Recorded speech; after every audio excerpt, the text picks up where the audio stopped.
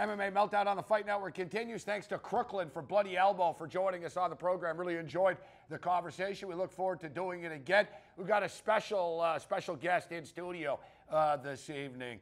This is the first time. No, it's actually the second time because we had Joey Odessa on once in studio in Las Vegas, Nevada. Joey Odessa joins us, the premier combat sport odds maker in the business. Oh wait, no, you're not Joey. Joey actually has hair, but I just found out that you actually have hair. I do. You are bald by choice. This is blowing me away. This is like being in Motley Crue and not sleeping with groupies. Like, this is almost criminal, man. Like, it's almost criminal. You have a full head of hair and you choose this route, huh? Yes, listen, if you know me, I'm a rocker. I've had every hairstyle known to man. It was a pain in the ass dealing with the hair, so it came off. Yeah, you know what? Mine was not by choice. It was a combination of always wearing a baseball hat and living an extremely unhealthy and stressful lifestyle. Yeah, right. Not to mention genetics. My grandfather was like bald like Bob Hope. You know, and it really is. But, you know, I'm with you on this, John. I don't need the hairspray and the makeup room. You know, like all these hip rock stars like Robin and their fancy boots and shoes and hair and stuff. We don't need that. No frills. I don't mind that stuff. We'll leave that for him. Yeah, no frills. No frills whatsoever. Speaking of no frills, UFC 187. Listen, we got to be fast. We're only like 5 minutes here, John. Yeah. But UFC 187, awesome card, really lived up to the hype. How about Andrei Arlovski, man? This is unbelievable. You should be pissed off at Andrei Arlovski. You bet against him again, didn't you? Well, I had Brown in a small parlay, but if you remember on the pre-fight show, I gave the under 1.5. Yeah, right. I said Brown was going to knock him out, but who cares who knocked who out? It went under 1.5. Yeah, I know. I got some jackass trolling me. Well, you said Brown was going to win. I didn't give Brown as the pick. Read the screen. Didn't matter who won. It went under 1.5, jackass. Got to be happy about Andrei Arlovski, though.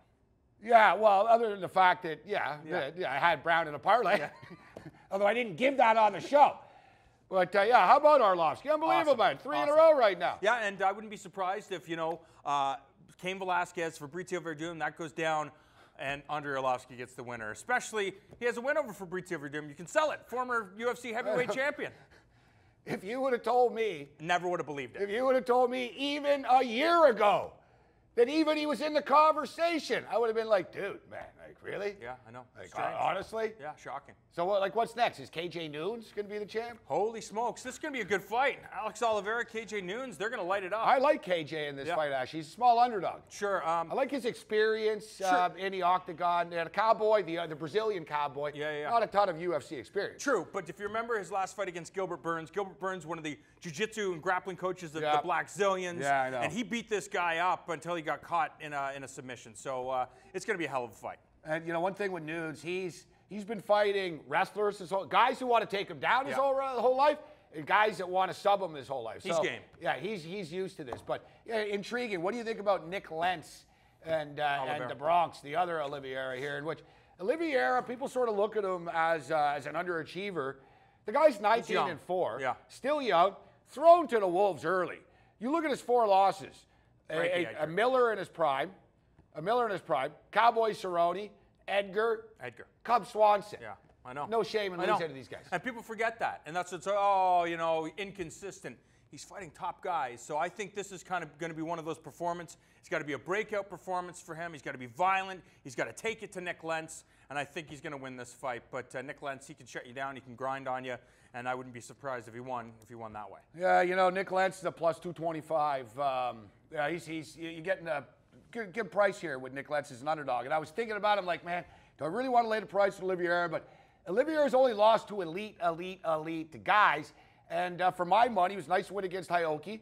And then beating a guy like Jeremy Stevens, who can wear on you, who can grind on you, a real veteran, man's man type of fighter.